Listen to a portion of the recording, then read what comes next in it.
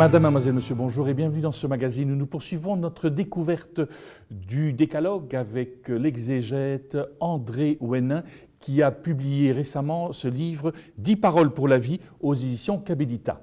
André Ouénin, bonjour. Bonjour. On poursuit la découverte de ce Décalogue alors avec cette fameuse phrase « Père et mère, tu honoreras ». Oui. Ah, c'est une phrase tout à fait spéciale parce que c'est dans le Décalogue qui est quasiment entièrement négatif, même le sabbat où on dit « souviens-toi du jour du sabbat », on dit « tu ne travailleras pas ». Mais là, c'est le seul commandement positif. Autrement dit, c'est le seul lieu où Dieu impose quelque chose et c'est en fonction, c'est par rapport à père et mère.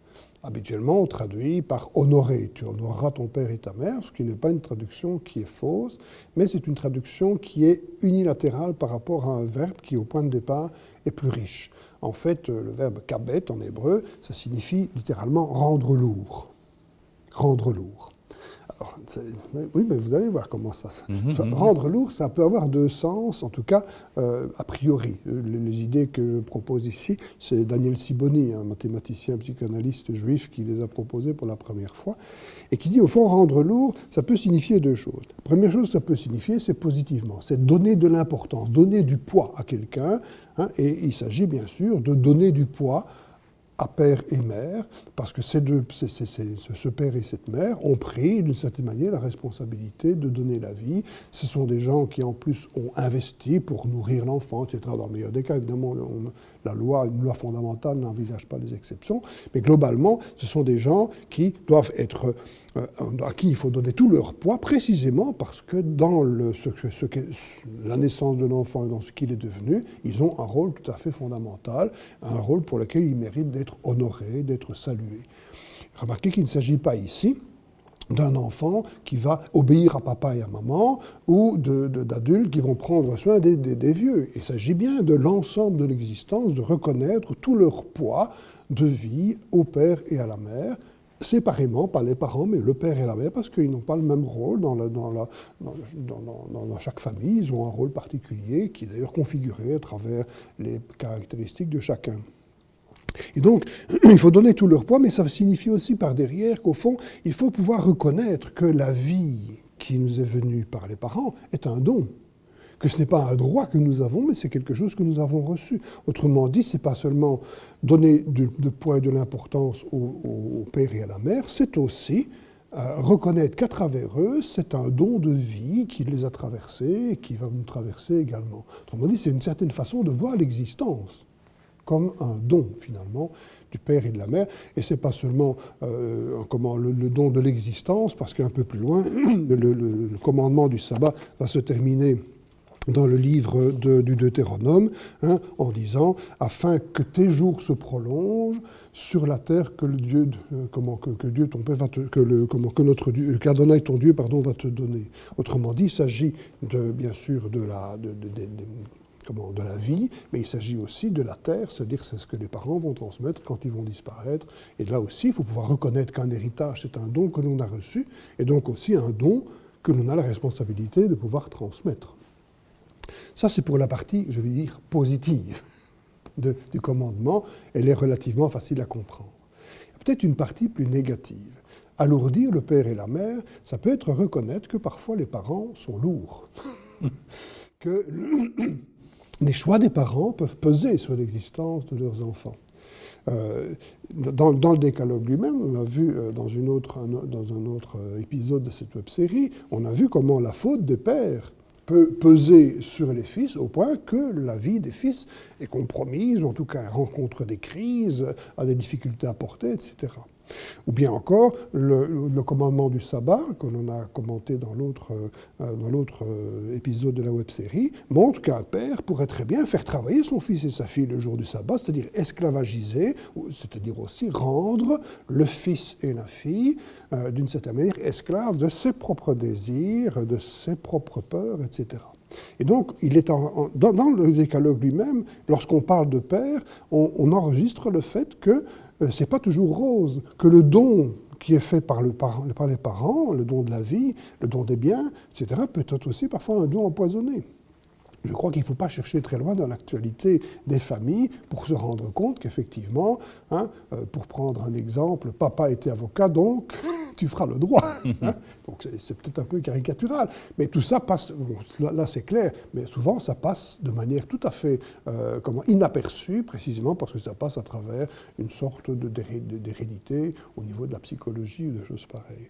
Et donc, à partir du moment où on se rend compte que les parents peuvent peser sur la vie des enfants, il est fait obligation, et c'est le seul commandement positif, d'une certaine manière, de refuser de porter des poids qui ne sont pas les nôtres, de se libérer, et donc d'abord de se rendre lucide sur le fait que, d'une certaine manière, les parents peuvent avoir pesé sur mon existence, mais non seulement d'en être lucide, mais aussi de les leur rendre. Évidemment, ce n'est pas toujours possible, je veux dire physiquement ou matériellement, parfois les parents sont morts, mais en tout cas, de se rendre compte que je n'ai pas à me laisser esclavagiser par les désirs inconscients de mes parents, par ce qu'ils ont voulu que je sois, par les rails qu'ils ont mis devant moi, parce qu'on en met toujours.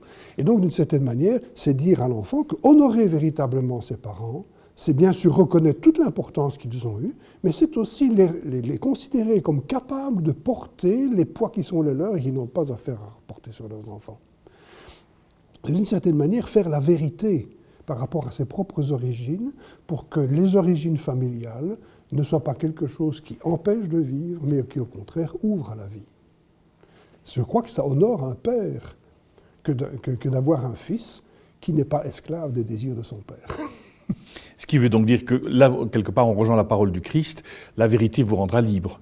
Absolument. Il s'agit bien de faire la vérité par rapport à ce type de lien qui est un lien fondateur. Autrement dit, lorsque la source est empoisonnée, il faut pouvoir l'assainir d'une certaine manière. Et donc, effectivement, il s'agit bien d'assainir cette source au sens de se libérer de choses qui peuvent peser sur la vie et empêcher la vie et la liberté de s'épanouir pleinement.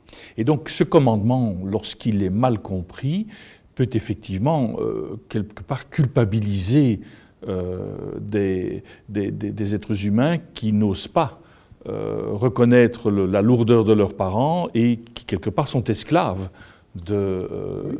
En fait, c'est un peu le tort de la traduction par honorer, parce que quand on dit honorer, c'est toujours quelque chose de positif, alors que parfois, pour certaines personnes, plus que d'autres peut-être, honorer les parents, c'est quelque chose de dur. Je veux dire, c'est dans la réalité des choses. Quand vous avez eu un père qui est abuseur, qu'est-ce que ça signifie ? Honorer un père abuseur, c'est peut-être reconnaître qu'il est abuseur. Et on sait combien, chez les victimes, c'est difficile, à un moment donné, d'accuser ou de mettre en cause quelqu'un qui, par ailleurs, a eu un rôle tout à fait fondamental, même négativement, dans votre existence. Et donc, il s'agit bien de ce genre de choses. Alors, on ne va pas toujours, évidemment, jusqu'à un abus de type incestueux, mais il y a d'autres types d'abus. Vous pouvez avoir une mère envahissante, une mère dont l'amour est tellement fort que vous n'arrivez plus à vous en sortir, sauf en vous taillant et en allant vivre en Amérique, quoi. Oui, mais c'est des cas qui existent, enfin. Et donc, voilà, il s'agit véritablement de faire la vérité par rapport à ses propres origines, de pouvoir faire la part des choses du positif et du négatif, de pouvoir assumer le positif, mais aussi de pouvoir mettre à distance le négatif. Ce qui veut donc dire que cette loi, de nouveau, n'est pas à vivre comme ça simplement, mais c'est de se dire, mais non, j'ai quelque part à la comprendre parce qu'elle participe à mon propre chemin de libération. Et à la comprendre dans ma configuration personnelle, parce que c'est même avec mon frère, ce ne sera pas la même chose. Et alors, ce qui est tout à fait intéressant, c'est afin que tu aies longue vie, pas afin qu'ils aient longue vie.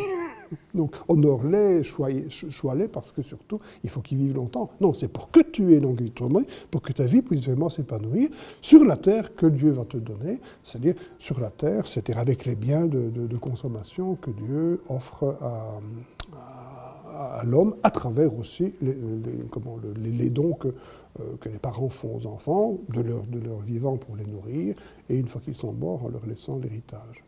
On rejoint de nouveau ici l'idée d'un salut de réalisation, d'un salut d'accomplissement, où quelque part on doit aussi se libérer de ce qui nous empêche d'advenir. Tout à fait, exactement, c'est tout à fait ça. Et donc le texte montre bien comment précisément, c'est le seul commandement pour lequel on est un afin que. Pourquoi il faut faire ça? Eh bien, l'afin que, c'est précisément pour que la vie puisse effectivement se développer dans toutes ses potentialités, dans la mesure évidemment où c'est possible. André Ouenin, merci beaucoup. Nous arrivons au terme de cette émission. Il ne me reste qu'à vous souhaiter une excellente journée. À très bientôt.